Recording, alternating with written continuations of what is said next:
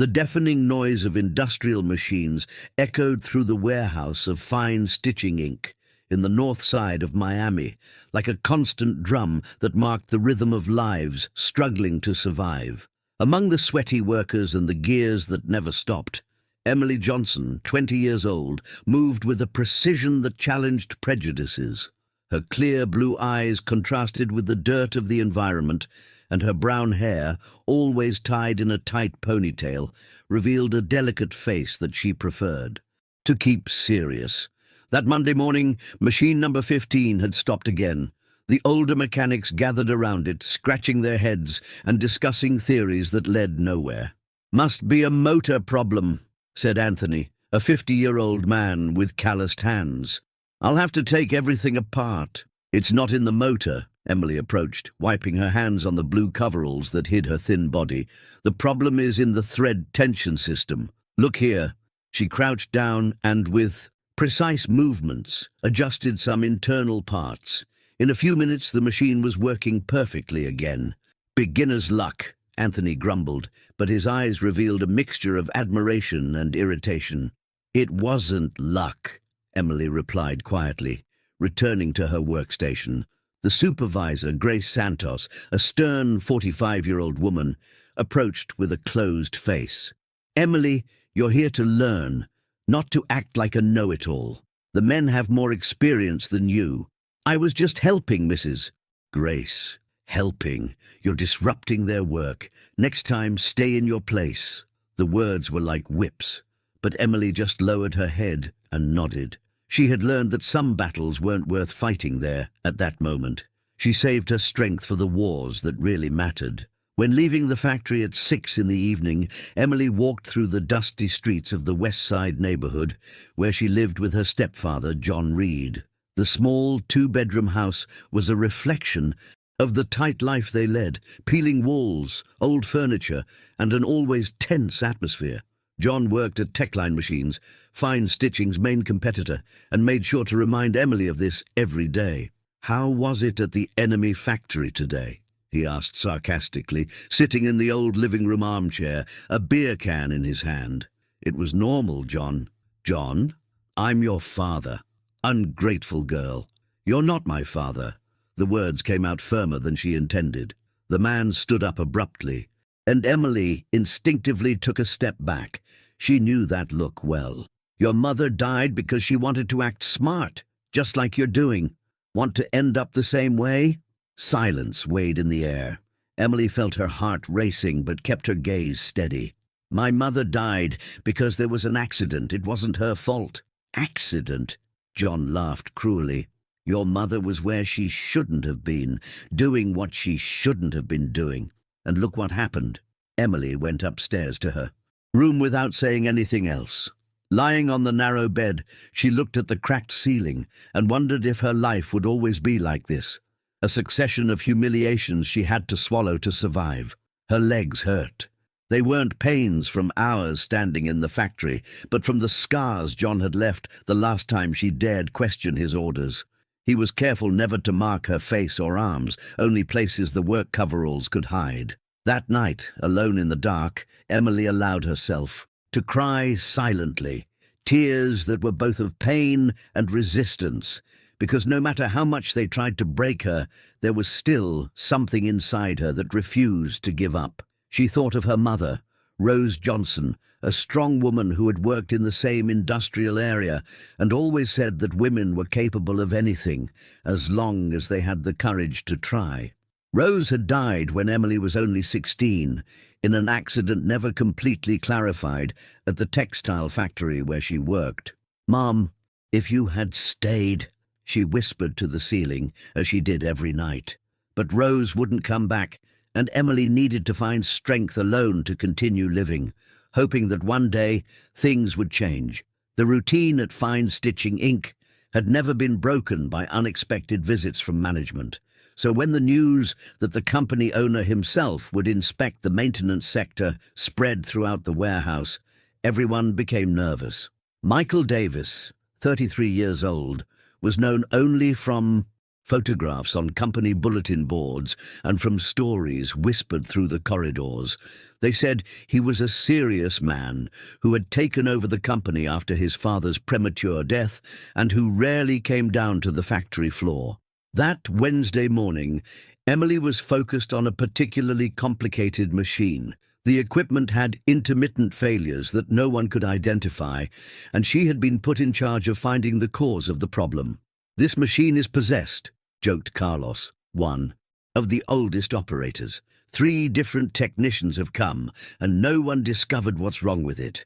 "Every machine has its personality," Emily replied, kneeling beside the equipment, with a small flashlight between her teeth while examining the internal components. "You just need to know how to talk to it." It was at that moment that Michael entered the sector, tall, with well-cut black hair, and wearing a navy blue suit that contrasted with the industrial environment. He seemed completely out of place.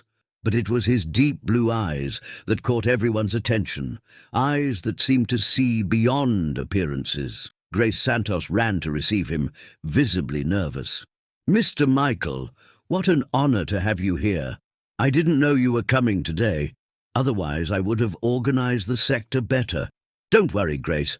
I came exactly to see how things work normally," he replied with a deep, calm voice. "I've been receiving reports about frequent machine failures. I want to understand what's happening." While Grace explained the procedures, Michael discreetly observed the environment. His eyes roamed every corner until they stopped at Emily, who continued working, oblivious to his presence. "And that machine over there?" He pointed to where Emily was. "What's wrong with it?" "Oh, that one," Grace sighed. "It's been malfunctioning for 3 weeks. We've called several technicians, but no one could solve it. We're thinking of replacing it. Can I take a look?" They approached exactly when Emily managed to identify the problem. She had discovered that one of the sensors was miscalibrated due to excessive vibrations caused by a loose screw in a side piece. "Done," she said, getting up and turning on the machine. That was it. The equipment worked perfectly, without any strange noise or failure. Anthony, who was watching from afar, approached with a red face of irritation. It was just luck again.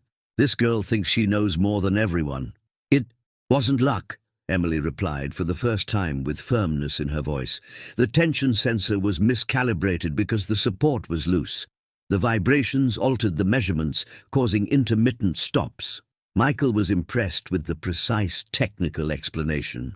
Grace, noticing the embarrassing situation, intervened quickly. "Emily, go check the other machines.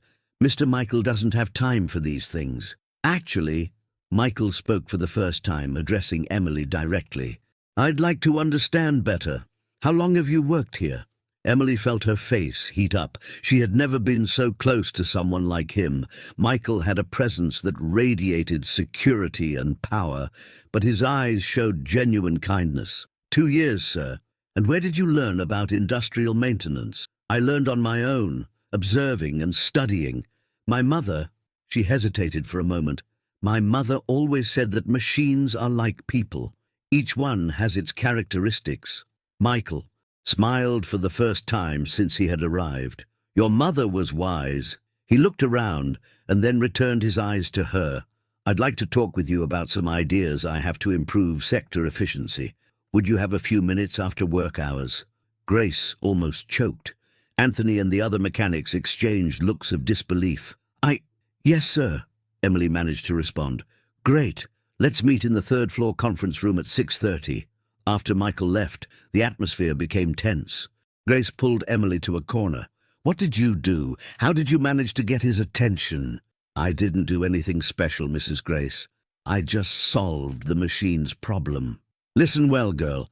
Men like Mr. Michael don't talk to employees like you by chance. Be careful not to get your hopes up and end up getting into trouble." Emily spent the rest of the day with her heart racing. For the first time in a long time, someone had recognized her knowledge and asked for her opinion. But Grace's words echoed in her mind, mixed with John's constant threats. At exactly 6:30, she was at the conference room door, nervous and at the same time hopeful. When Michael opened the door, She saw a completely different environment from the warehouse. Glass table, leather chairs, air conditioning, and a panoramic view of the city. "Please come in. Would you like coffee? Water?" "Water is fine, thank you." They sat facing each other. Michael had taken off his jacket and rolled up his shirt sleeves, which made him less intimidating. "Emily, may I call you that?" "Of course, Mr. Michael. You can call me just Michael." He leaned forward. "I want to be direct with you. I'm impressed with your technical knowledge. In 2 hours, you solved a problem that specialized technicians couldn't solve in 3 weeks. I like what I do. Machines make sense to me. That's obvious. But tell me something. Do you feel valued here?" The question caught Emily by surprise. No one had ever cared about what she felt. She hesitated. "I feel useful when I can solve problems, but sometimes I feel like I need to prove my worth every day, as if my knowledge wasn't enough because I'm a woman." Michael nodded slowly. "And at home? Do you have support from your family?" The question touched an open wound. Emily lowered her eyes. "I live alone with my stepfather. He doesn't really understand what I do." Michael noticed he had touched on a delicate subject. There was something in her expression, a shadow that passed through her blue eyes, that intrigued him and at the same time worried him. "Emily, I want to make a proposal. I'm thinking of creating a technical training program here at the company. I would need someone with practical knowledge to help develop the training. Would you be interested?" Her eyes lit up. "That would mean a promotion, salary increase, and recognition for your talent." For a moment, Emily felt like she was dreaming. But then she remembered John and his threats. "I need to think about it, sir." "Michael." "Of course, but may I ask why? I thought you'd be excited." "I am excited. It's just that it's complicated." Michael observed her for a few seconds in silence. There was something in her vulnerability that awakened in him a desire to protect, to understand, to be close. "Emily, if there's any problem, anything that's preventing you from accepting, you can talk to me. Sometimes, when we see situations from the outside, it's easier to find solutions." She looked into his eyes for the first time since they had sat down. In that moment, something passed between them, a silent connection, a mutual understanding that went beyond words. "Thank you, Michael. That means a lot to me." When she got up to leave, he gently held her arm. "Emily, you deserve to be recognized for what you're capable of doing. Don't let anyone convince you otherwise." She felt a shiver run through her entire body. It had been years since anyone touched her with gentleness. That night, walking home, Emily felt as if a door had opened in her life. For the first time, someone had seen in her something beyond a stubborn girl who didn't know her place. But when she opened the front door and saw John waiting for her with a suspicious look, reality hit like a bucket of cold water. "Why are you late?" "I had to stay a little longer at the company, finishing some things." "What kind of things?" Emily hesitated. She knew that mentioning the conversation with Michael would only bring problems. "Normal work things." John approached and she smelled alcohol on his breath. "Don't lie to me, Emily. I know when you're lying." The following days were the longest of Emily's life. Michael had given her a week to think about the proposal, but every time she imagined accepting, she saw John's threatening face in her mind. At the factory, things had also changed. Grace treated her with even greater coldness, and co-workers made whispered comments whenever she passed by. "She thinks she's special now," she heard Anthony telling another mechanic. "Must have thrown herself at the boss," Carlos completed with a malicious laugh. Emily pretended not to hear, but each word was like a stab. She had done nothing but show her knowledge, but it seemed that was an unforgivable crime. On Thursday of that week, machine number 8 presented a complex defect that paralyzed an entire production line. 3 external technicians were called, but none could identify the problem. Grace was desperate. For every hour of stopped production, the company lost thousands of dollars. "Emily," she called, with evident reluctance in her voice. "Can you take a look at this machine?" It was the first time in a week that Grace spoke to her directly. Emily approached the equipment and began her meticulous analysis. In about 20 minutes, She identified that the problem was in a control chip that had been incorrectly installed during the last preventive maintenance. Just reposition this component and recalibrate the system, she explained to the external technicians, who watched her with a mixture of surprise and embarrassment. In 15 minutes, the machine was working perfectly again. "How did you figure that out?" asked one of the technicians. "The vibration pattern was different, and the sound it made indicated misalignment in the control system," Emily explained naturally. "It was at that moment that Michael appeared in the sector, having been called to monitor the problem that was costing the company dearly." "Did you manage to solve it?" he asked Grace. "Yes, sir." Emily discovered the problem. Michael looked at Emily with a smile that she felt down to her toes. "Once again, you save us. Can I speak with you for a moment?" They moved away from the others, staying in a more private corner of the warehouse. "I thought about our conversation," he said in a low voice. "Have you decided about the proposal?" "I want to accept, Michael. But... Emily looked around, making sure no one was listening. "Can I ask a question that might seem strange?" "Of course. Why are you doing this for me? There are other people here with more experience, more education." Michael remained silent for a few seconds, as if carefully choosing his words. "Because you have something that can't be learned in any school. Instinct. And because..." He hesitated. "Because there's something about you that has caught my attention. Since the first day we met..." Emily's heart raced. She didn't expect such an honest answer.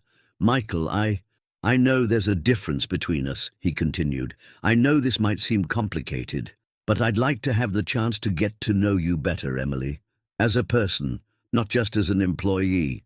His words echoed in her mind like music. For the first time in her life, someone was interested in truly getting to know her.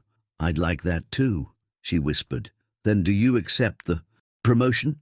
"I accept." The smile that opened on Michael's face could have lit up the entire warehouse. "Great. We'll start Monday. And Emily, can we schedule dinner for Friday? To celebrate and also to talk better?" Emily felt a mix of joy and panic. John would never allow her to go out to dinner, much less with the owner of the rival company. "Can it be somewhere discreet?" she asked. "Of course. I know a small restaurant downtown. Very quiet. How about 8 o'clock? "That's fine." When Michael walked away, Emily was left alone with her thoughts. For the first time in years, she felt hope that her life could be different. But she knew she would have to face John, and that terrified her. That night she arrived home with extra care. John was watching television, an empty beer bottle already beside the armchair. "How was work today?" he asked, without taking his eyes off the TV. "Normal. Just normal. I heard you solved a problem that a specialized technician couldn't solve." Emily froze. How did he know that? Who told you that? "I have my contacts, girl. Do you think I don't know what happens at the enemy company?" John got up and approached her. Emily instinctively took a step back. "You're trying to show off, aren't you? You're thinking you're important." "I was just doing my job, John. Your job is to fix machines, not act like a know-it-all in front of the boss." "How do you know I talked to the boss?" The question came out before she could control herself. John smiled cruelly. "I know a lot of things, Emily, and if you continue drawing attention, you'll end up like your mother." "What do you mean by that?" "Your mother also thought she was smart, also wanted to be recognized. And look where that led her." Emily felt anger growing inside her, a fury she had never experienced before. "My mother died in an accident. You don't have the right to talk about her like that." "Accident?" John laughed. "Your mother died because she was where she shouldn't have been, doing what she shouldn't have been doing. She discovered things that weren't her business." "What kind of things?" "Things that cost her life, and if you continue on the same path, you'll end up the same." That night, Emily couldn't sleep. John's words echoed in her mind, mixed with the memory of Michael's smile and the feeling of hope she had experienced during the day. For the first time, she began to suspect that her mother's death might not have been the accident everyone said it was. Friday came faster than Emily expected. She had spent the entire week nervous, divided between anxiety about meeting Michael and fear of the consequences if John found out. At work, news of her promotion had spread quickly. Grace had officially announced that starting Monday, Emily would be the new technical training coordinator, with a 60% higher salary and responsibilities that included training other employees. The reaction from colleagues was mixed. Some genuinely congratulated her, recognizing her competence. Others, like Anthony, made malicious comments about ways around and favoritism. It's very suspicious for a 20-year-old girl to be promoted like this, out of nowhere, he said loud enough for her to hear. Maybe it's because she really knows what she's doing, defended Claudia, one of the few women in the sector who worked in the administrative area. Oh, of course she knows, Anthony laughed. She knows exactly what to do to impress the boss. Emily felt her face heat up, but this time she didn't lower her head. Instead, she approached Anthony. "If you have something to say about me, say it to my face," she spoke, with a firmness that surprised everyone, including herself. "Calm down, girl. It was just a joke. They don't seem like jokes to me. It seems like jealousy from someone who can't accept that a woman can be better than him at work." The silence that followed was embarrassing. Anthony turned red but didn't respond. Claudia approached Emily, after the others dispersed. "Congratulations. It was time someone put him in his place." "Thank you. I think I got tired of staying quiet. You deserve this promotion, Emily. Everyone here knows that, even those who don't want to admit it." In the afternoon, Michael passed by the sector to confirm dinner. "Are we still meeting today?" he asked discreetly. "Yes, but I might be a few minutes late. I need to resolve some things at home first." "No problem. I'll wait as long as necessary." His smile made Emily's stomach do a flip. At home, she invented an excuse for John. "I'm going to Claudia's house tonight. She wants to help me choose some clothes for the new position." What new position? Emily realized she had made a mistake. She hadn't told him about the promotion.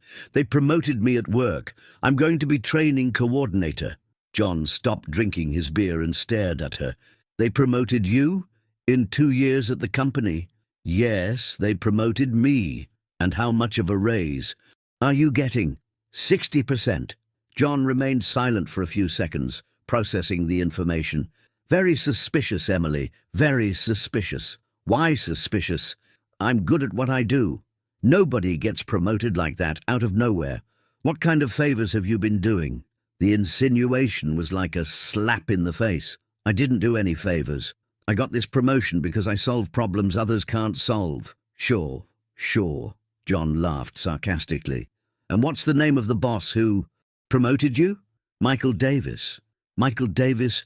John repeated the name slowly, as if savoring it.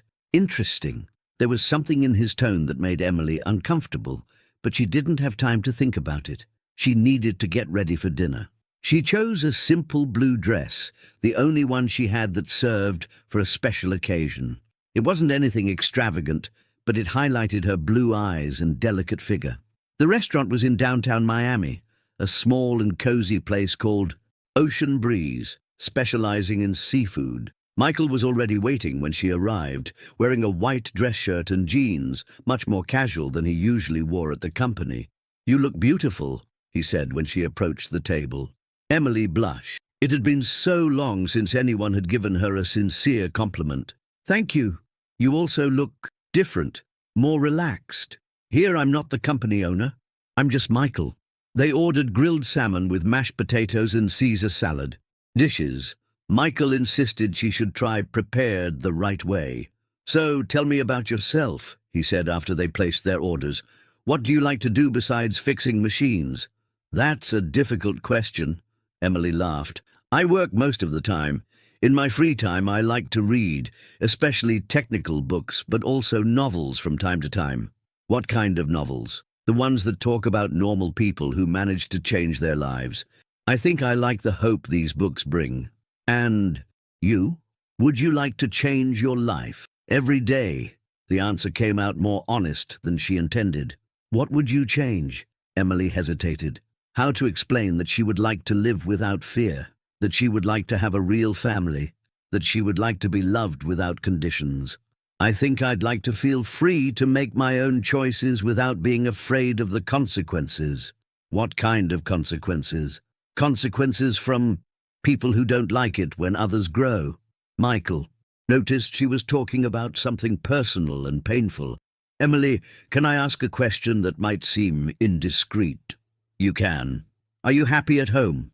The question caught her off guard. For a few seconds she considered lying, giving a vague answer and changing the subject. But there was something in the sincerity of his blue eyes that made her want to be honest.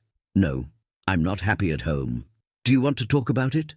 My stepfather. He's not an easy person. He has problems with alcohol and he doesn't like it when things don't go his way. And sometimes he takes out his frustration on me. Michael felt a tightness in his chest. The way she spoke, eyes looking away, body language, everything indicated she was suffering something much worse than just taking out frustration.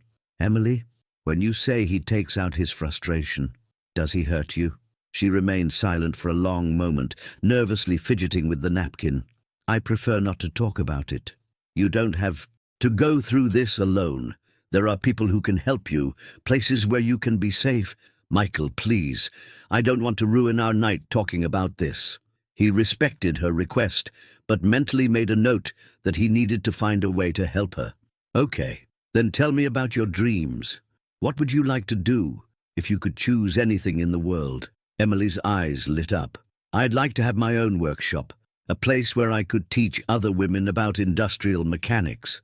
Show that it's not men's work, that we can be as good as anyone. That's a wonderful dream. And you know what else? It's totally possible. You think so? I'm sure. With the knowledge you have and the passion you demonstrate, it would just be a matter of planning and opportunity. For the first time in her life, Emily allowed herself to really imagine achieving her dreams. In Michael's company, everything seemed possible. And you, Michael, what are your dreams? My dreams have changed. Recently, he said, looking directly into her eyes. Until a few weeks ago, it was just making the company grow, hitting targets, being successful. But lately I've been thinking about other things. What kind of things? About finding someone special to share all this with, about building something that's bigger than just professional success. The tension in the air was palpable. Emily felt like she was on the edge of a precipice that could take her to a wonderful place or destroy her completely. Michael, I need to tell you something, she spoke quietly. What? I've never had a real relationship, never had someone who treated me with affection. I don't really know how this works. You don't need to know anything. You just need to be yourself. He extended his hand across the table, gently touching her fingers. The touch was electric. Emily, can I be honest with you? Of course. Since I first saw you, I can't stop thinking about you. It's not just professional admiration. It's something deeper. And I know this might seem complicated because of the social difference between us, but it's not the social difference that worries me, she interrupted him. Then what is it? It's that I'm afraid of giving myself to someone and then finding out it was all an illusion. I don't know if I could handle another disappointment. Michael got up and came to sit beside her on the bench. Look at me, he said softly, touching her face. When she raised her eyes, he continued, I can't promise you it will be easy. I can't promise we won't have obstacles. But I can promise you that everything I'm feeling for you is real. And I can promise that I'll do everything in my power to protect you and make you happy. Tears began to flow down Emily's face. I want to believe you, Michael, but I'm so afraid. What are you afraid of? That this will end, that you'll discover I'm not special enough, that... He didn't let her finish. He held her, face with both hands, and very slowly brought his lips close to hers. The kiss was soft, respectful, but charged with an intensity that made Emily feel as if the entire world had stopped. For the first time in her life, she understood what it meant to feel desired and protected at the same time. When they separated, she was crying more intensely.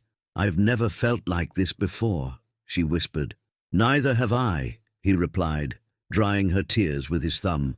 They stayed there, embraced. For a few minutes in silence, Emily felt like she was living a dream she didn't want to wake up from. But dreams always end, and hers was interrupted by her cell phone ringing. It was a message from John. "Where are you? It's past 10. Come home now." Reality hit her like a bucket of cold water. "I need to go," she said, reluctantly moving away from Michael's arms. "What happened?" "John is calling me. If I don't get home soon, it'll be worse for me." "Emily, you can't keep living like this. This isn't life. I know. But for now, it's what I have." Michael held her hand. "Promise me something." "What?" "Promise that if things get too difficult, you'll call me. Any time of day or night. Promise." "I promise." He accompanied her to a taxi and paid for the ride. "Monday, we start the project together," he said before she got in the car. "I can't wait." During the entire trip home, Emily tried to mentally prepare herself to face John. She was 2 hours late, and he would certainly be furious. When she opened the door, she found him waiting in the living room, clearly drunk, and with an expression she knew very well, the expression that preceded very bad moments. "Where were you?" "I told you I was going to Claudia's house." "Don't lie to me," he shouted, getting up unsteadily. "Claudia called here looking for you at 9 o'clock. Emily's heart raced. She had been discovered. "John, I can explain." "Explain what? That you lied to me? That you were meeting with a man behind my back?" "It wasn't anything special. It was just dinner." "Dinner?" John laughed cruelly. "With whom?" Emily hesitated. She knew that saying Michael's name would be even worse. "With a co-worker." "What co-worker?" "Just a co-worker, John. It's nothing serious." "Liar!" he shouted, and then did something she didn't expect. John approached quickly and grabbed her arm forcefully, squeezing exactly where he had left marks the previous week. "Do you think I'm stupid? Do you think I don't know? What's happening?" The pain was intense, but Emily didn't scream. She had learned that screaming only made things worse. "John, please, you're hurting me." "I'm hurting you?" He squeezed harder. "You haven't seen anything yet.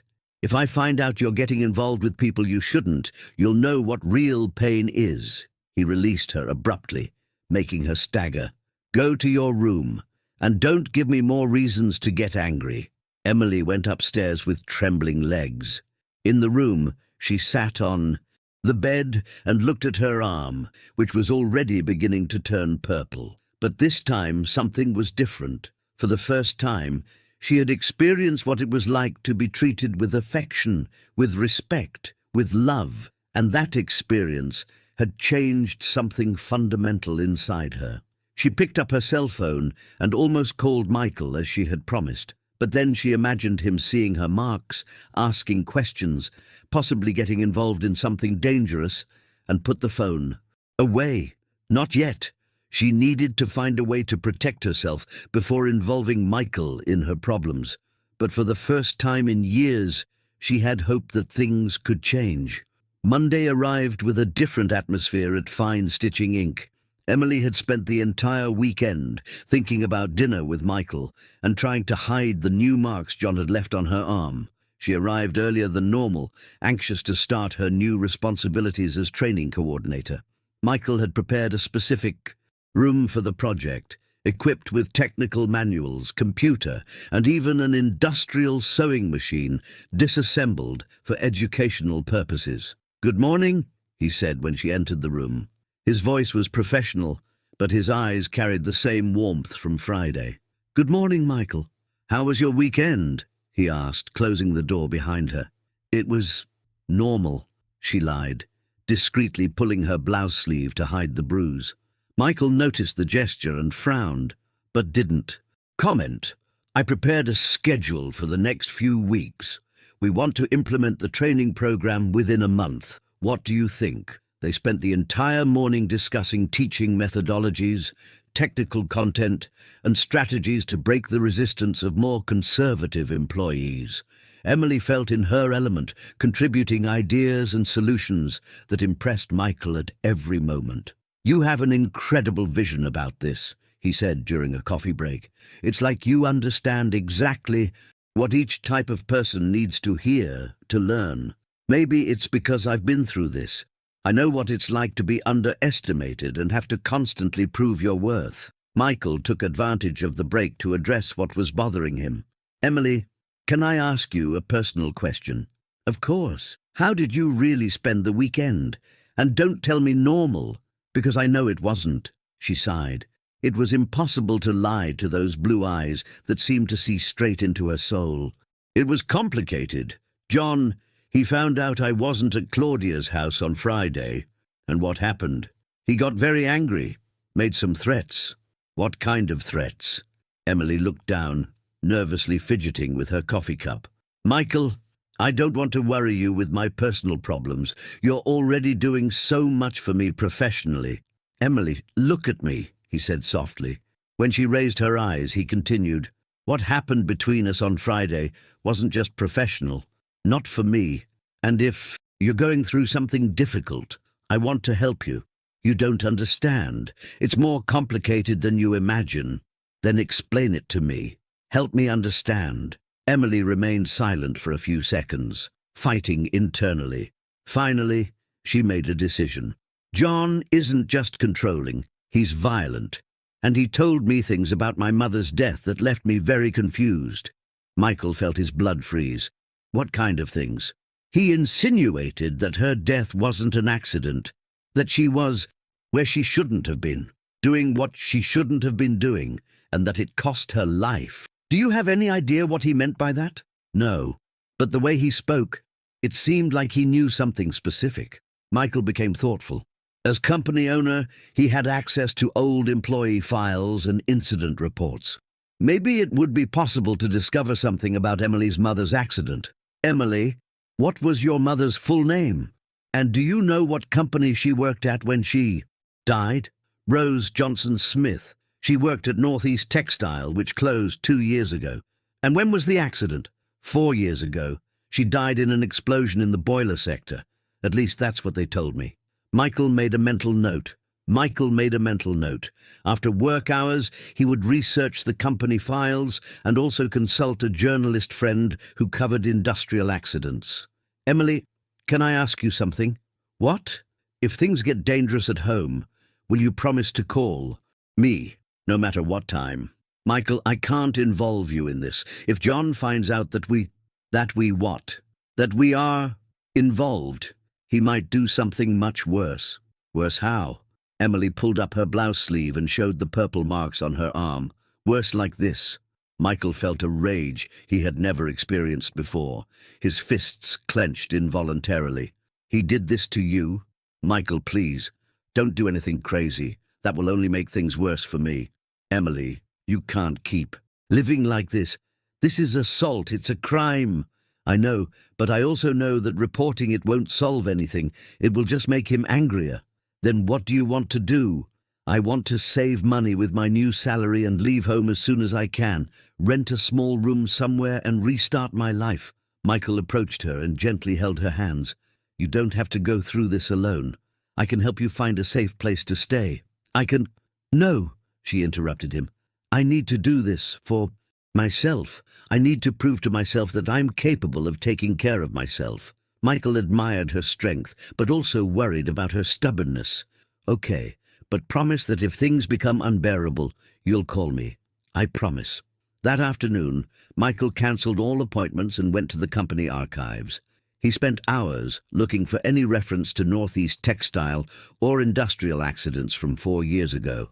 Finally, he found something, an internal report on competition and market practices that mentioned an investigation about industrial sabotage involving several companies in the sector, including Northeast Textile. The report was superficial, but mentioned that employees from competing companies were infiltrating information about production processes and causing accidents to harm the competition. Michael called Bruno Oliveira, an investigative journalist he had met in university and who now worked at the Miami Herald. Bruno, I need a favor. Do you remember an accident at Northeast Textile 4 years ago? A woman named Rose Johnson Smith died in an explosion. Of course I remember. It was a strange case. Officially it was an accident, but there were suspicions of sabotage. What kind of suspicions? Rose shouldn't have been in the boiler sector at that time. She was from machine maintenance, had nothing to do there. And some employees said she was investigating irregularities in the company. What kind of irregularities?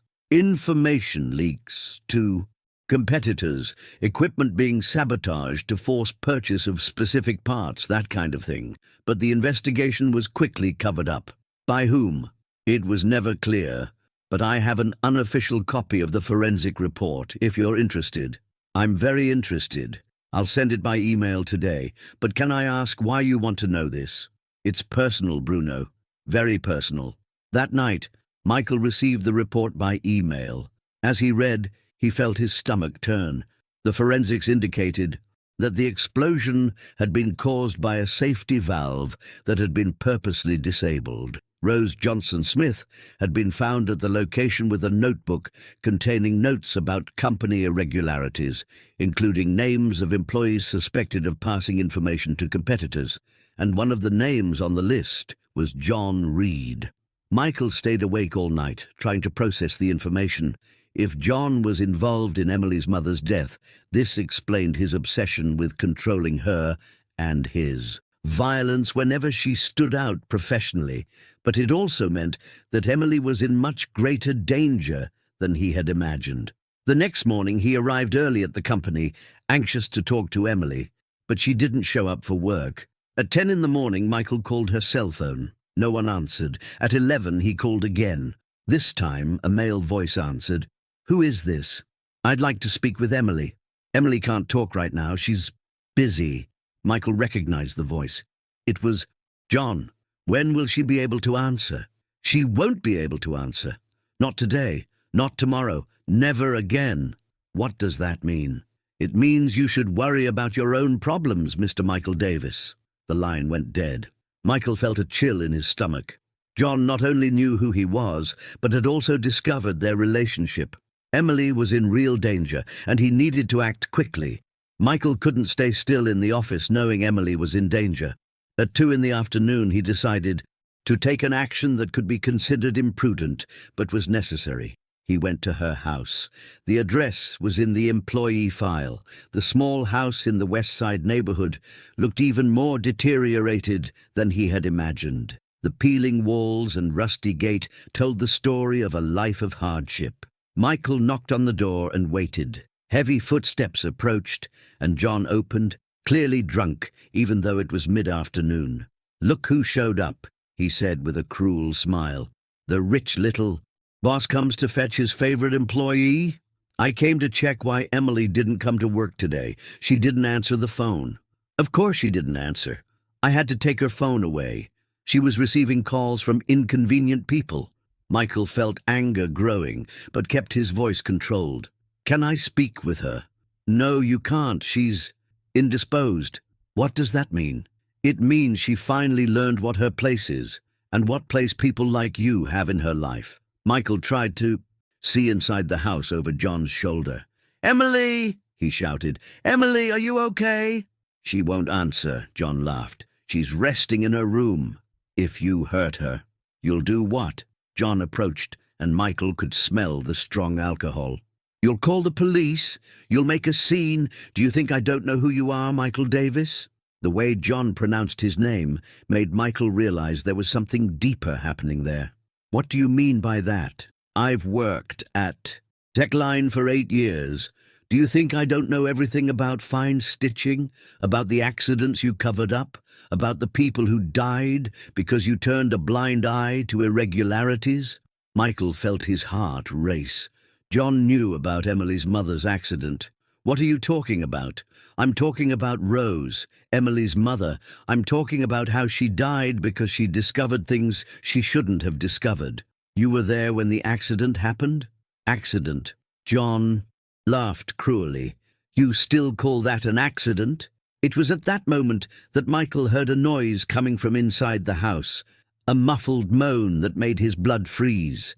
"Emily is hurt." It wasn't a question. It was a statement. Emily is learning, just like her mother should have learned. Michael couldn't take it anymore.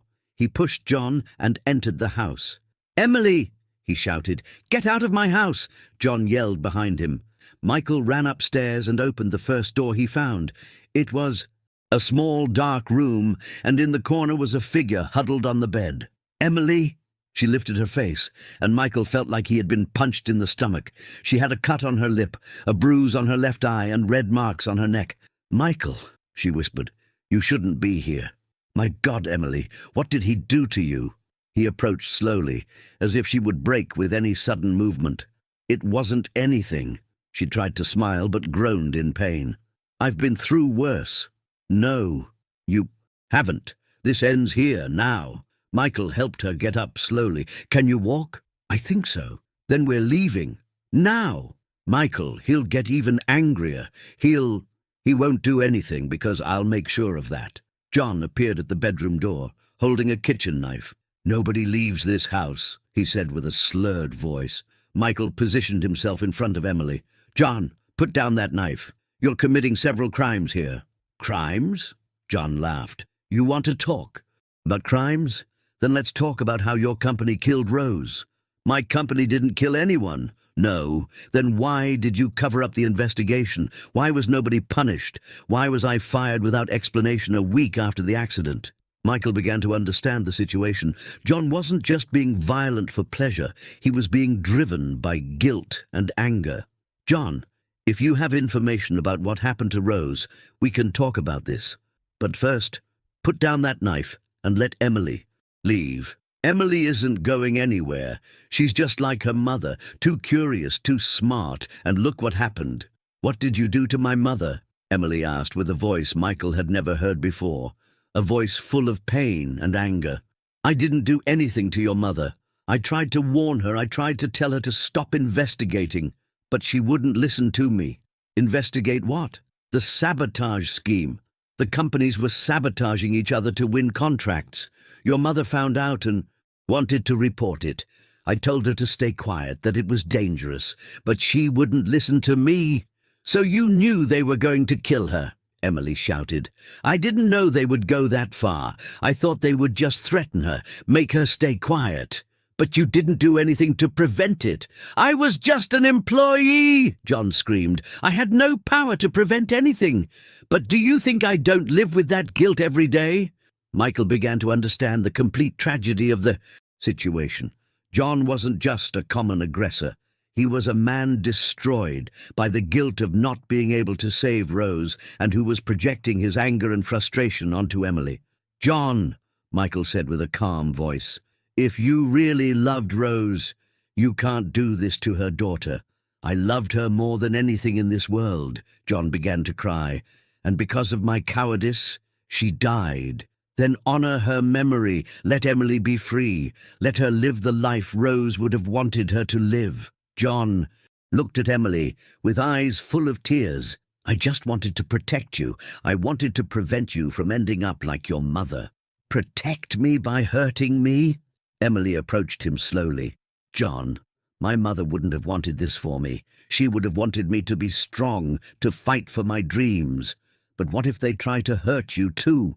Then I'll be prepared. But I won't live in fear." John slowly lowered the knife. "I ruined everything, didn't I? I ruined your life. I ruined Rose's life." "You can still fix it," Michael said. "You can help us discover the whole truth about what happened. You can do justice for Rose."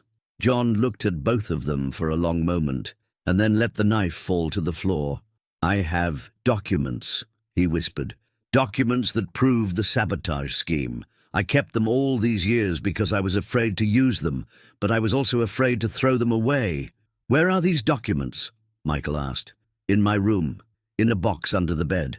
2 hours later, the house was full of police and investigators. John had voluntarily turned over all the documents that proved the industrial sabotage scheme that had cost Rose's life and that of other people. Emily was being attended by paramedics who confirmed that her injuries weren't serious, just superficial. Michael didn't leave her side for a second. "How do you feel?" he asked when they were finally alone. "Strange," she replied. "On one hand, relieved. On the other, sad. John isn't a bad person. Michael, he's just destroyed by guilt." You're incredible, you know that. After everything he did to you, you can still have compassion. My mother always said that anger only hurts those who feel it, that forgiving isn't forgetting, it's freeing yourself. Michael held her hand. Emily, I know this isn't the ideal time to say this, but I need to tell you something. What? I love you. I don't just admire you. I'm not just attracted to you. I love you. I love your strength, your intelligence, your ability to see good in people even after everything you've been through. Emily felt tears in her eyes. I love you too, Michael, but I'm afraid I don't know how to love properly. I never had anyone to teach me. We'll learn together. We'll discover together what it's like to build something beautiful. 3 months later, the new headquarters of the Women's Technical Training Institute was being inaugurated in North Miami.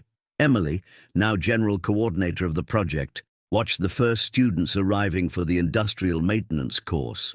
Nervous? Michael asked, approaching her. A little, but it's a good nervous. It's the feeling of doing something that really matters. Your mother would be proud. I know. I can feel her with me today. Michael held her hand and pointed to a corner of the room where John was helping organize tools for the practical class. How do you feel seeing him here? Good. He's trying to fix past mistakes. That's more than many people do. John had fully cooperated with the police investigation, which resulted in the discovery of a corruption network involving several companies in the sector. In exchange for his cooperation, he had received an alternative sentence of community service, which he was fulfilling by helping at the institute. Emily, Michael said, kneeling right there in front of all the students and staff, there's a question I've wanted to ask you for weeks. Emily felt her heart race when she saw him take a small box from his pocket. Michael, what are you doing? I'm asking you to marry me. Here, in the place that represents our dreams, in front of people who believe in women's strength, just as I believe in your strength. Tears began to flow down her face. Emily Johnson Smith, will you marry me? Will you build a family with me? Will you share all your dreams with me?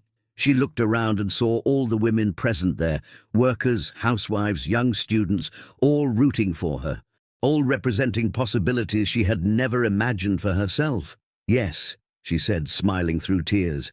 Yes, I want to. The room exploded in applause. Michael stood up and kissed her, a kiss that tasted like freedom, like future, like true love. John approached them, visibly emotional. Emily, can I talk to you for a second? She moved away from Michael and went to him. I know I don't have the right to say this, John said with a choked voice, but I wanted to apologize to you for everything. And I wanted to tell you that your mother would be very proud of the woman you've become. Thank you, John, and thank you for finally telling me the truth about her. She loved you very much, Emily, more than anything in the world. And her last thought before dying was about you, about the future she wanted you to have. And now I'm going to have that future. They hugged, not as stepfather and stepdaughter, but as two people who had found a way to heal old wounds through forgiveness. 6 months later, the church was simple but full of love. Emily walked down the aisle wearing an elegant but not extravagant white dress, carrying a bouquet of wildflowers, simple as she always liked things. At the altar, Michael waited for her with tears in his eyes. Beside him was Bruno, his best friend since university, who had helped discover the truth about Rose and was now his best man. On Emily's side, Claudia from the factory was her maid of honor, representing all the working women who had supported her journey. In the front row, John sat with dignity, wearing the only suit he owned. He had become a true father figure to Emily in recent months, helping her plan the wedding and supporting her decisions. Dear brothers and sisters, said the priest, we are here today to celebrate the love between Michael and Emily. Two people who found in love a strength greater than all the difficulties they faced. During the ceremony, Emily looked at Michael and saw in him not just the man she loved, but the companion who had helped her discover who she really was.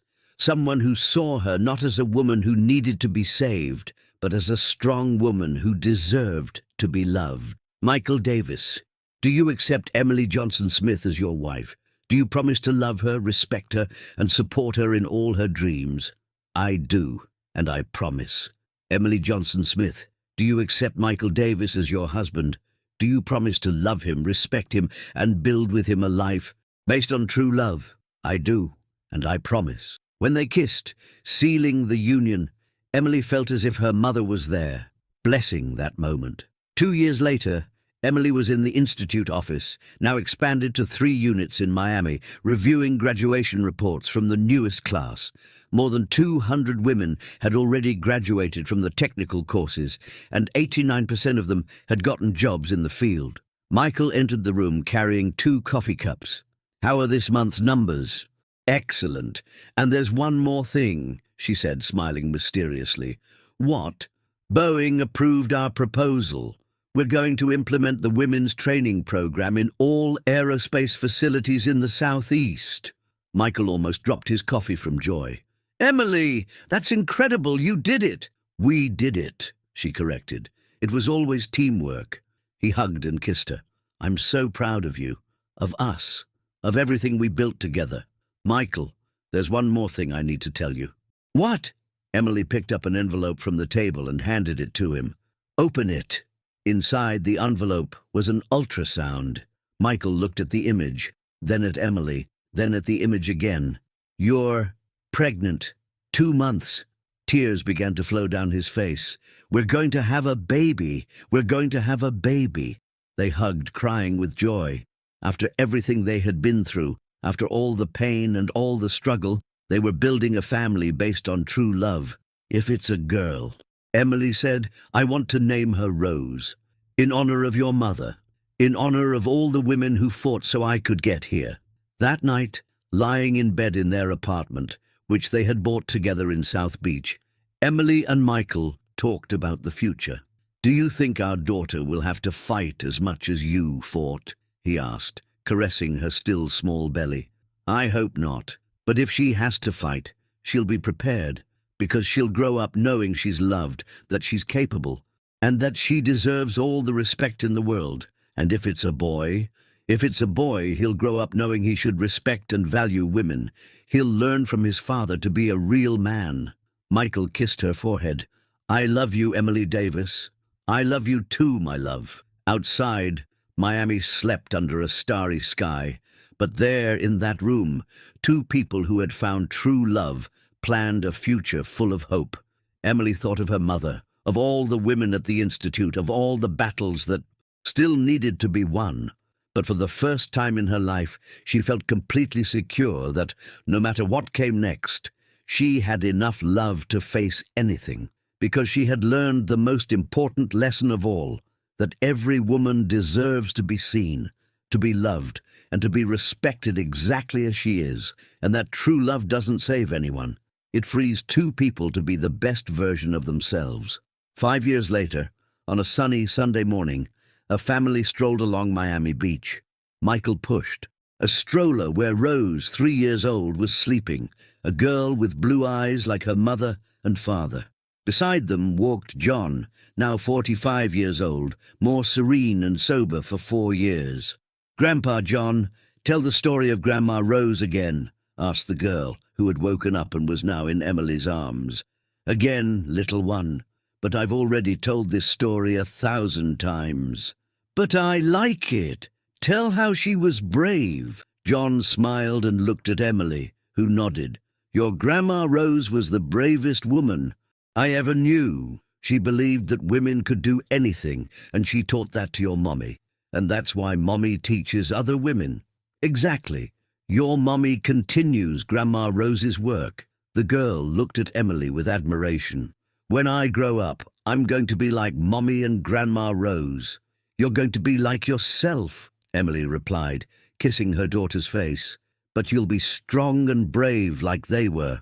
Michael observed the scene with a full heart. His company was now a national reference in gender equality in the workplace. The Institute had expanded to other states, and most importantly, he had helped create an environment where his daughter would grow up knowing there were no limits to her dreams. What are you thinking about? Emily asked, noticing his silence. I'm thinking that your mother would be very proud to see all this, to see the incredible woman you became, the family we built, the impact you have on other women's lives. She's watching, Emily smiled, looking at the horizon, and she's proud of all of us.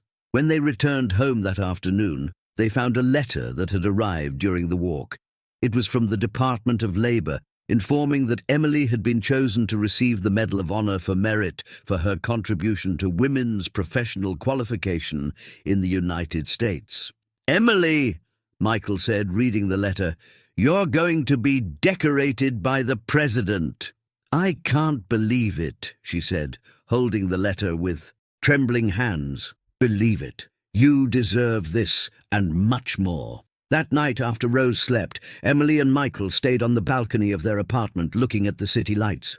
"Michael, can I ask you a question?"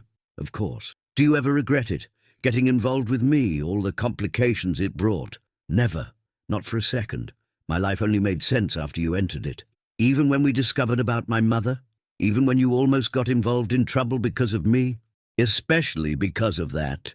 Because that's when I discovered what love is really made of. It's not just beautiful moments, Emily. It's choosing to stay beside the person you love, even when everything is difficult." She nestled in his arm. "I love you so much, Michael. Sometimes I'm afraid it's a dream and I'll wake up. It's not a dream. It's real, and it will continue being real for the rest of our lives." In Miami's sky, the stars shone like diamonds. And there, on that balcony, two people who had found true love planned the future, knowing that together they could face any challenge, because they had learned that love isn't about finding someone perfect. It's about finding someone who makes you want to be the best version of yourself, and that every true love story begins when two people decide they'll fight together for their dreams, without fear of being vulnerable, without fear of being true. 7 years later, the December morning sun entered through the windows of the main office of the Rose Johnson Santos Institute. The name had been changed 2 years earlier in a solemn tribute to the woman who had inspired it all. Emily, now 27 years old, was sitting at the meeting table, surrounded by documents, charts, and a coffee cup that had long since gone cold. She was no longer just coordinating a local institute. She had become the National Director of Women's Technical Training, a position created especially for her by the Department of Labor. Under her leadership, the program had expanded to all American states, training more than 15,000 women in the last 5 years. Her brown hair now reached her shoulders, and she had learned to wear clothes that reflected her position without losing the simplicity that always characterized her. That morning, she wore a navy blue blazer over a white blouse, and her blue eyes maintained the same determination as always, but now tempered by the wisdom that comes from experience. "Mommy, Daddy said you have an important meeting today," said Rose, entering the office with her 5 years of age and the typical energy of a curious child. Rose had inherited her parents' blue eyes, but her hair was darker, almost black like Michael's. She was a smart girl who already showed interest in machines and Mommy's projects, as she called Emily's work. "That's right, my princess.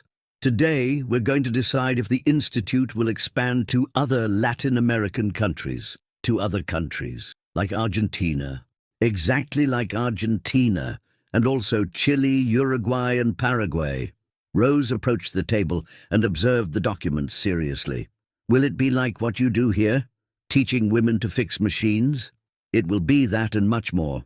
We'll teach about technology, programming, engineering, all the areas that before people thought were only for men. Like Grandpa John always says Grandma Rose wanted." Emily smiled. John had become a fundamental part of the family, and Rose adored him. He told stories about the grandmother she never knew, but who had become an almost mythical figure in her imagination. Exactly like Grandma Rose wanted. Michael appeared at the door, wearing a grey suit that made him look even more mature and elegant at 40 years old. There were some expression lines around his blue eyes, but they only enhanced his masculine beauty. "The two most important women in my life conspiring again?" he said, smiling. "Daddy!" Rose ran to hug him. Mummy is going to take the institute to other countries. I know, little one, and I'm very proud of her. Michael approached Emily and kissed her forehead, a gesture that had become a loving ritual between them. How are you feeling about today's meeting? He asked, nervous and excited at the same time. If it works out, we're going to impact the lives of thousands of women throughout Latin America. It will work out. I'm sure of it. At that moment, Emily's secretary, Claudia, the same one who had been her maid of honor and was now her right hand, entered the room. Emily, the UN women representatives just arrived. They're in the main conference room. I'll be right there. Michael, can you take Rose to school? Of course. Good luck, love. He kissed her lips, a soft kiss, but full of support and confidence. Go get 'em, Mummy, Rose shouted, making Emily laugh. The meeting lasted 4 hours. Emily presented impressive data. 94% of women graduated from the institute, got jobs in the field within 6 months. Their average income increased by 180%. And most importantly, 67% of graduates became mentors to other women in their communities. The UN women representatives were impressed not only with the numbers, but with the passion and technical knowledge Emily demonstrated. Mrs. Davis, said the regional coordinator, Elena Rodriguez, an Argentine woman of about 50 years old. In 20 years working with women's empowerment programs, I've rarely seen results so consistent and sustainable. Thank you. But the success isn't just mine. It's from the entire team, from all the women who believed in the project, and mainly from the students themselves who proved that when real opportunity is offered, women respond with excellence. We're approving not only the expansion to the 4 countries you proposed, but also a budget 40% larger than requested. We want to ensure the program has all the necessary structure. When Emily left the meeting, she had tears in her eyes. In 7 years, she had gone from an underestimated mechanic to one of the country's main female leaders in professional training. She arrived home at 6 in the evening and found a scene that moved her. Michael was in the kitchen preparing dinner, wearing an apron that said, "World's Best Dad," Rose's Father's Day gift, while Rose was sitting on the kitchen counter helping peel potatoes. "How was the meeting?" Michael asked as soon as he saw her. They approved everything, and more than everything. "Seriously," he shouted, dropping the pan and picking her up, spinning with her through the kitchen. "What happened? What happened?" Rose asked, jumping with excitement. "Mummy did it. Her project is going to other countries," Michael explained. "Does that mean you're going to travel a lot, Mummy?" Rose's question brought Emily back to reality. She looked at her daughter and saw concern in the little blue eyes. "I'll travel sometimes, yes, but nothing that will keep me away from you for long. And when possible, you'll come with me. How about getting to know Buenos Aires? Is it far?" "It's far, but not on the other side of the world, and Mommy always comes back home." That night, after Rose slept, Emily and Michael stayed on the balcony, as they always did when they needed to talk about important things. "Michael, can I tell you something?" "Always." "Sometimes I still can't believe this is my life. I still have nightmares where I wake up and I'm back in that small house, afraid of John, with no future prospects. But you know that will never happen again, right? Rationally, I know, but emotionally, sometimes I'm afraid everything will disappear." Michael pulled her closer to him. "You know what? I'm also afraid sometimes." "Afraid of what?" "Afraid of not being the man you deserve. Afraid that one day you'll realize you could have someone better." Emily looked at him with surprise. "Michael, how can you think that?" "Because you've grown so much these years. You became a national leader, internationally recognized. Sometimes I feel like just the businessman who was lucky to find you." "Hey," she held his face with both hands, "you're not just the businessman who found me. You're the man who saw me when I was invisible, who believed in me when I didn't even believe in myself, who gave me courage to dream big." "Really? Really? And you know what else? All my success, everything I achieved, wouldn't make sense if I didn't have you and Rose to share it with. You're not just my family. You're my inspiration, my strength, my reason for wanting to be better every day." They remained silent for a few minutes, just hugging and looking at the city lights. "Emily, can I ask you a question?" "Of course." "Do you want to have more children?" The question caught her by surprise, but not unpleasantly. "Do you want to?" "I'd love to. Rose always asks for a little brother or sister, and I think it would be beautiful to have a bigger family. I want to." "And do," she smiled, "but with one condition." "What?" "If it's a boy, he'll learn from an early age to respect and value women, and if it's a girl, she'll grow up knowing she can be anything she dreams of." "I completely agree." 3 months later, Emily discovered she was pregnant again. This time, it would be a boy. They decided to name him Gabriel, which means God's strength. During pregnancy, Emily continued traveling throughout Latin America, implementing the training programs. Michael accompanied her whenever possible, and Rose loved the trips, practicing Spanish and making friends in each country. In Buenos Aires, Emily met Maria Elena, a 35-year-old mechanic who had lost her job due to the economic crisis and was trying to restart her life. "Signora Emily," she said on the graduation day of the first Argentine group, "when I heard about the program, I thought it was a lie. I didn't believe someone would teach industrial mechanics to women for free. And now? Now I know. It's real. And more than that, I know I can teach other women too. I've already started giving classes in my neighborhood. That's exactly what we want, for each graduated woman to become a multiplier. Thank you for believing in us. Thank you for believing in yourselves." When Gabriel was born, 2 years later, John was in the hospital waiting room along with Rose, who was now 7 years old and anxious to meet her little brother. "Grandpa John, do you think Gabriel will like me?" She asked. "Of course he will, little one. You're going to be the coolest sister in the world. I'm going to teach him to fix machines, just like Grandma Rose taught Mommy. And he'll be very lucky to learn from you." When Michael came out of the maternity ward to give the news, he found John emotional. "How is he? How is Emily?" "Both are perfect. Gabriel was born weighing 3.2 kilos and is healthy. Emily came through the delivery well. Can I see them?" "Of course. Emily is asking for you." When John entered the room and saw Emily holding Gabriel, he couldn't hold back tears. "He's beautiful, Emily. Do you want to hold him?" "May I?" "Of course. You're his grandfather." John took Gabriel in his arms with extreme care. The baby opened his little eyes, blue like the whole family, and seemed to look at him with curiosity. "Hi, Gabriel. I'm your Grandpa John, and I want to tell you about your Grandma Rose, who was the most incredible woman I ever knew." At that moment, watching John talk to her newborn son, Emily was certain she had made the right decision in forgiving him and including him in the family. People can change when they find love and purpose. 3 years later, Gabriel. At 3 years old, Rose at 10. The Davis family home was now a mansion in Coral Gables, but maintained a cozy and familiar atmosphere. Emily had insisted it be a home, not just a beautiful house. It was Sunday morning, and the family was in the garden. Michael was teaching Gabriel to ride a bicycle, while Rose read a book about robotics, her new interest. Emily was in the hammock reviewing institute reports, which now operated in 12 countries. "Mommy," Rose approached, "can I ask you a question?" "Always, my love. Do you think I'll be able to be a real engineer?"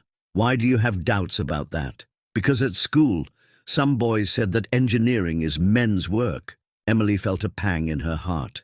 Even with all the progress they had achieved, there was still so much work to do. "Rose, come here." The girl sat. The girl sat beside her mother in the hammock. "Do you know how many women have graduated from Mommy's Institute?" "Many. More than 50,000. And do you know how many of them are working in the field they chose?" "How many?" "More than 45,000. That means when a woman has real opportunity and preparation, she can achieve anything she wants." "Even engineering?" "Especially engineering. Actually, I have a surprise for you." "What surprise?" Emily picked up a letter that was on the small table beside the hammock. "This arrived for you yesterday." Rose opened the letter and read aloud. "Dear Rose Davis, you have been selected to participate in the Young Engineers program. a partnership between the Rose Johnson Santos Institute and MIT, Massachusetts Institute of Technology. Congratulations. I was selected? Rose shouted, making Michael and Gabriel look in their direction. You were. You're going to spend 2 weeks during July.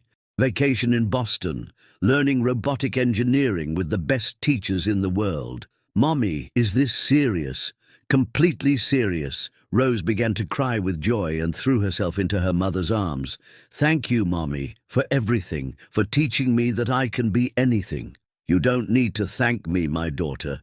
You just need to keep dreaming big and working hard to achieve your dreams. Michael approached with Gabriel in his arms. What's happening here?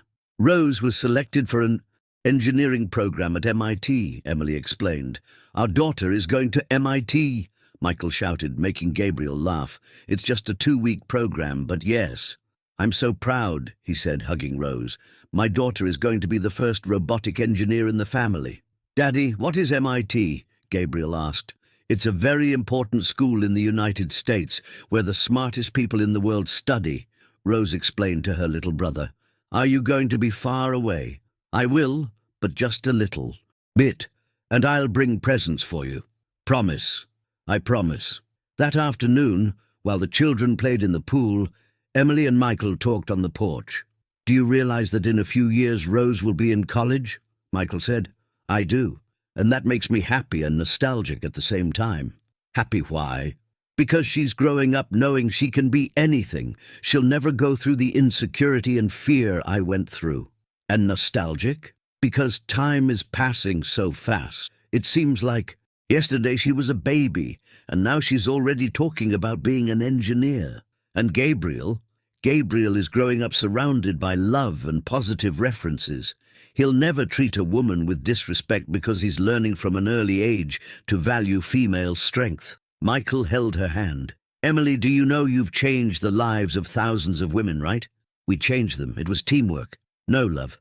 The Institute exists because of your vision, your determination, your courage. I just supported you. Michael, can I tell you something I've never said before? Of course. That first day, when you saw me fixing the machine at the factory, do you know why I was so nervous when you talked to me? Why?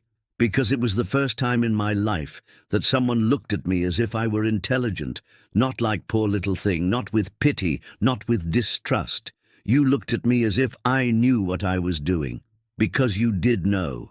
But I didn't believe that.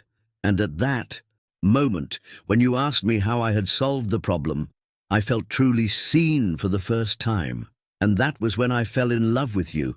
Not just for your beauty, but for your intelligence, your strength, the way you expressed yourself with such expertise about something you loved doing. They watched the children playing in the pool, Rose teaching Gabriel how to swim. Michael, do you have any regrets in life? Just one. What? Not having met you earlier. Imagine how many years of happiness we lost. We didn't lose them. We met at the right time. I needed to go through everything I went through to become the woman I am today. And you needed to mature to be the man you are today. That night, after the children slept, Emily was in the home office working on a special project. Michael appeared with 2 cups of tea. Still working? I'm writing a book. A book? About what? About my story. About how a girl who fixed machines became national director of an international program. What a wonderful idea. What will the title be? Stronger Than Fear, How Love Changed My Life. Perfect. And what's the objective? I want other women who are going through difficult situations to know that change is possible, that it doesn't matter where you come from. What matters is where you want to go. Can I read what you've already written? Of course. Michael read the first chapter and was moved. Emily, this is going to help a lot of people. I hope so. I want the book to be more than my biography. I want it to be a hope manual. How much have you written? 100 pages, and I have material for 200 more. When do you plan to publish? Next year, on the Institute's 10th anniversary. A year later, Stronger Than Fear became a national bestseller. Emily began being invited to speak at universities, companies, and international events. At one of these lectures, at the University of California, a 19-year-old student, approached her at the end. "Professor Emily, can I tell you something?" "Of course. I was thinking of dropping out of engineering. My parents say it's too difficult for a woman, that I should do something more feminine. But after reading your book and hearing your lecture, I decided I'm going to continue." "Why?" "Because you showed me that what defines our future isn't what others think we can do, but what we believe we can do." "And do you believe you can be an engineer?" "Now I believe." "Then you will be. And when you graduate, I want you to send me a photo." "I will. Thank you for existing, Professor." Moments like these made Emily realize that her story had become bigger than herself. It was no longer just about her personal overcoming, but about the possibility of change for all women. Emily was in the Institute's main office, now a complex of 5 buildings in the heart of Miami, preparing for the 10-year anniversary ceremony of the organization. At 34 years old, she had become one of the most influential women in the United States. The Rose Johnson Santos Institute had trained more than 100,000 women in 18 countries. She had written 3 books, given more than 500 lectures, and received dozens of national and international awards. But none of that mattered as much as what awaited her at home. Michael, now 47 years old, more charming than ever. Rose, 12 years old, who had just won a national robotics competition, and Gabriel, 5 years old, who already showed interest in both mechanics and cooking. John, now 52 years old, had married Claudia the previous year, who had been widowed some years before. They lived in a small house near the family, and John had become a loving and present grandfather. The 10-year ceremony would be special because, for the first time, women graduated from the Institute from all countries would be present. More than 2,000 people were expected. Rose had insisted on giving a speech representing the next generation of women who won't have to fight as much as Mom fought. "Mommy," she said on the morning of the ceremony, "are you nervous?" "A little. It's a lot of responsibility to speak to so many important people." "You're going to rock it. You always do." Gabriel approached with a drawing in his hand. "Mommy, I made this for you." It was a drawing of a woman fixing a giant machine, with several other women around watching and learning. "It's beautiful, my love. Is this what Mommy does?" "Yes, you teach women to be strong. And you, Gabriel, when you grow up, what will you do?"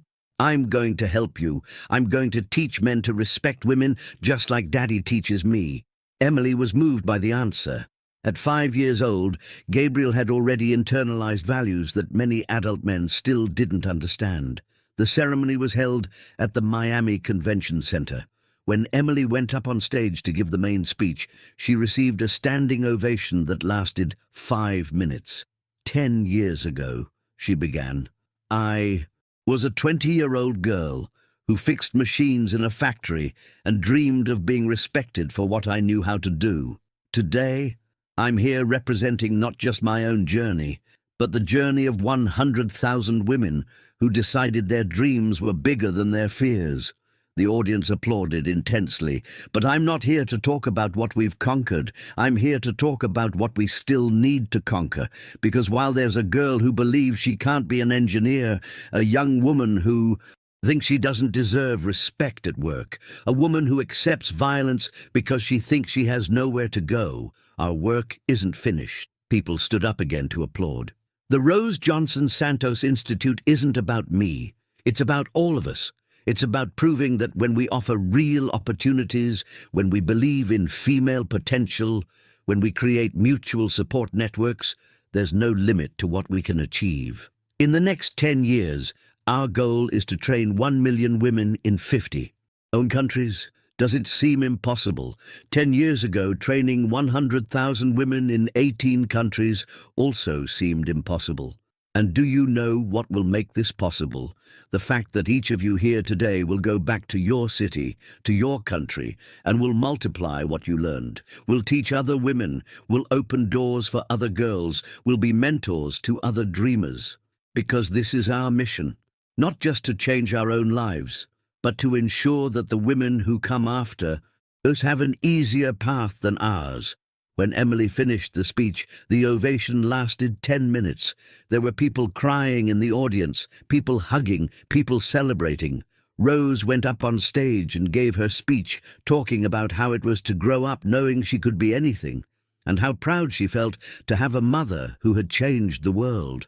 Gabriel also wanted to speak, even though he was very small. He went up on stage with his father's help and said into the microphone, "My mommy is the strongest woman in the world, and when I grow up, I'm going to be like my daddy, who loves strong women." The audience melted with emotion.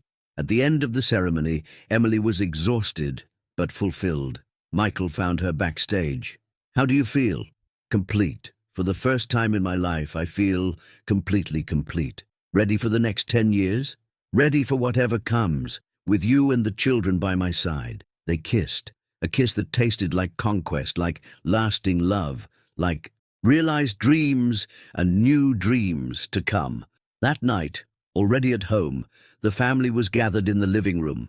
Rose was showing Gabriel photos of the ceremony on the tablet.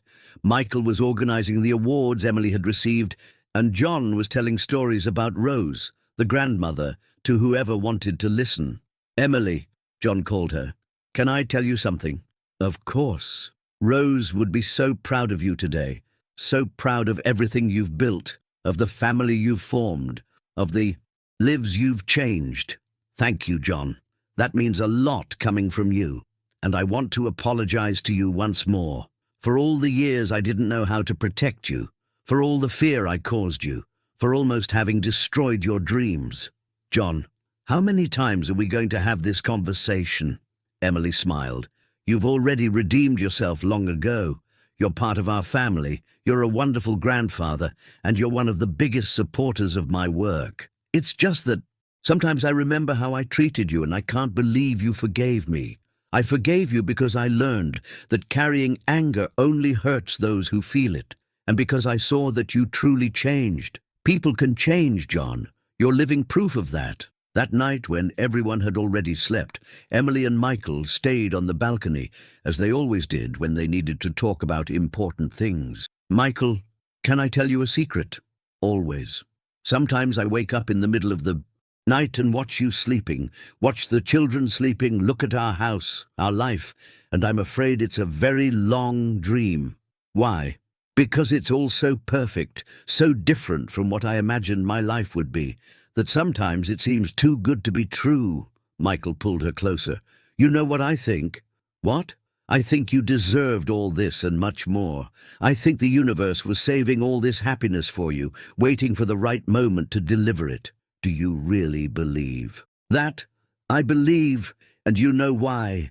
Because you fought for it. Every conquest of yours was the result of a lot of work, a lot of dedication, a lot of love. You didn't get anything for free, Emily. You conquered everything with your own hands. Not alone. With you by my side. We conquered together and will continue conquering together." They stayed there, embraced, looking at the stars in Miami's sky.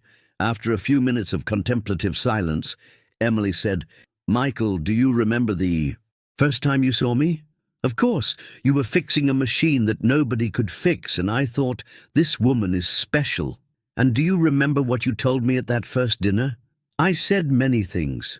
"Which ones specifically?" "You said I deserved to be recognized for what I was capable of doing. It was the first time in my life someone said that to me. And it was true. It was. But at that moment, I didn't believe it. Today, looking at everything we've built, I finally believe. In what? That I really deserve to be happy, that I deserve to be loved, that I deserve to have a wonderful family and work that transforms lives. You always deserved it, love. Always." At that moment, looking at Miami's starry sky, Emily Johnson Santos Davis, the girl who once fixed machines afraid of not being good enough, knew she had found her place in the world. A place where she was loved for who she was, respected for what she knew, and admired for what she had conquered. But more important than all that, a place where she could be herself, vulnerable and strong, dreamy and pragmatic, sensitive and determined. "Michael," she said, breaking the silence. "There's something I never told you." "What?" "That first night you took me to dinner when I came home and John hurt me, I almost called you." "Why didn't you call?" "Because I was afraid you'd see my marks and run away. I was afraid you'd discover I wasn't as strong as you thought, that I was just as scared and hurt." "Girl!" Michael held her face with both hands. "Emily, listen to me carefully. It was exactly because of your vulnerability that I fell even more in love with you, because I saw that behind all that strength there was a woman who needed love, who deserved to be protected and cared for." "Really? Really? Do you think a real man feels threatened by the fragility of the woman he loves? On the contrary, I felt honored that you trusted me enough to show me your fears. And today, how do you see me? Today I see the most complete woman I've ever known. I see someone who transformed their wounds into wisdom, their fears into courage, their pain into purpose. I see the most dedicated mother in the world, the most competent professional I know, and the woman who makes me want to be a better man every day." Tears began to flow down Emily's face.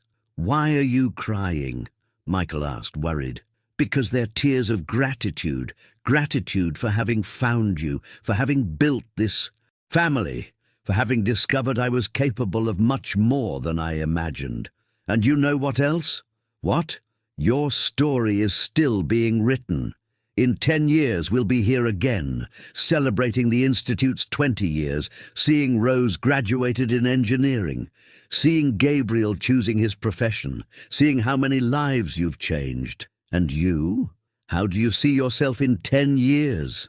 I see myself by your side always, supporting your dreams, celebrating your conquests, raising our children, and still discovering new ways to love you."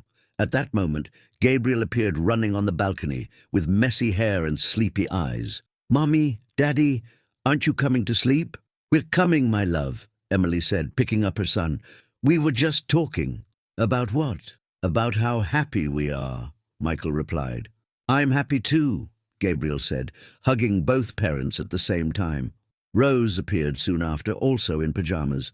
"Are you having a family meeting without me?" "Never," Emily laughed. "Come here." They stayed there, the four of them embraced on the balcony, under Miami's starry sky. A family that had been built with love, respect, overcoming, and a lot of determination. "Mommy," Rose said, "can I ask you a question?" "Always." "When I have children, do you think I'll be as good a mother as you?" "You'll be better, my daughter, because you'll grow up knowing things I only learned after becoming an adult. You'll grow up knowing you deserve to be respected, that you can dream big, that you don't need to accept less than you deserve. And Gabriel, will he be a good father? He'll be excellent, because he's learning from an early age to value women, to be a true companion, to share responsibilities." Gabriel, even sleepy, participated in the conversation. "I'm going to marry a strong woman like Mommy, and she'll be very lucky," Michael said, messing up his son's hair. When they finally went to sleep, Emily passed by the children's rooms, as she did every night. First Gabriel's, who was already sleeping, deeply hugging a teddy bear. She kissed his forehead and whispered, "Sleep well, my prince. Dream of everything you can be." Then she went to Rose's room, who was reading a science book under the covers with a flashlight. "Rose, it's past midnight. You need to sleep." "Just one more chapter, Mummy. This book is really cool." "Okay, just one more chapter. And thank you for today's speech. I was very proud of you." "You're welcome, Mummy. I'm the one who's proud to have you as a mother." In the couple's room, Michael was already lying down but still awake. Did the children sleep? Gabriel, yes. Rose is finishing reading a chapter. Just like her mother, always studying, always wanting to learn more. Emily lay down beside him and nestled in his arms. "Michael, can I confess something to you?" "Of course." "Today, during the ceremony, when I saw all those women in the audience, women who changed their lives through the Institute's programs, I had a strange sensation." "What kind of sensation?" "Like my mother was there, in the middle of the audience, smiling at me, like she was saying, 'Daughter, you did it. You did what I dreamed of doing.' I'm sure she was there, and I'm sure she was proud. Do you think she would approve of the choices I made, the way I raised the children, the work I developed? Emily, you became exactly the kind of woman she would have wanted you to be. Strong, independent, but also loving and generous. You honored her memory in the best possible way. Thank you for always knowing what to say to calm me down. It's easy when you truly love someone. They talked quietly until almost 2 in the morning, making plans for the future, remembering special moments from the past, and simply enjoying the intimacy of a couple who had built something solid and true. Michael, Emily said, almost falling asleep, do you know what the most important day of my life was? Which one? The day you entered that warehouse and saw me, really saw me. That's when everything changed. For me, it was also the most important day. That's when my life gained real meaning. I love you. I love you too, forever. The next morning, Emily woke up early and went to the kitchen to prepare breakfast for the family. It was Sunday, and on Sundays she insisted on cooking personally for everyone. While preparing pancakes, which had become the children's favorite breakfast, she thought about the incredible journey she had lived, from a scared and mistreated girl to a fulfilled, respected and loved woman. But what moved her most weren't her professional conquests, however important they were. It was having managed to break a cycle. Her daughters, because she considered Rose her daughter of the heart, would never go through what she had gone through. They would never doubt their worth, never accept being treated with disrespect, never be afraid to dream big. And Gabriel would grow up knowing that women were his equals, that they should be respected and valued, that true love was based on partnership and companionship. "Good morning, my beautiful," Michael said, entering the kitchen and kissing her neck. "Good morning, love. Did you sleep well?" "I did. And you?" "Perfectly. I dreamed of my mother." "A good dream?" "The best dream of my life. She was young, beautiful, smiling, and she told me she was proud of me, that I had managed to fulfill all the dreams she didn't have time to fulfill." "How beautiful. And do you know what else she said?" "What?" "That now it was time for me to enjoy, that I had worked so hard to get here, that I deserved to enjoy every moment of the happiness I conquered. Your mother was always wise, even in dreams."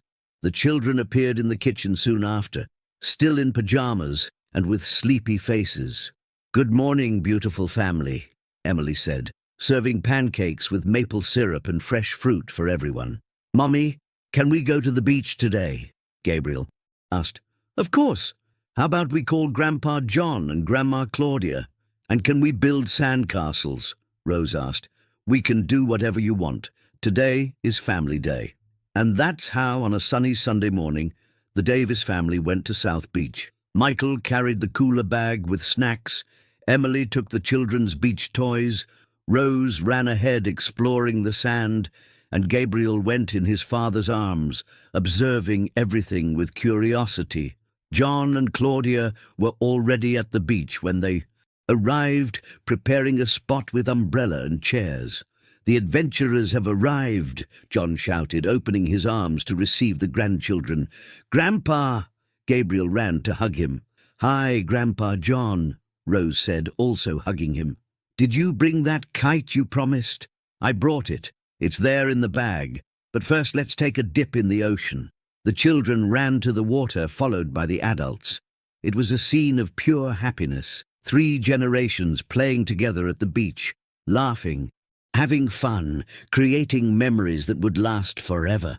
Emily observed the scene and felt her heart overflow with gratitude.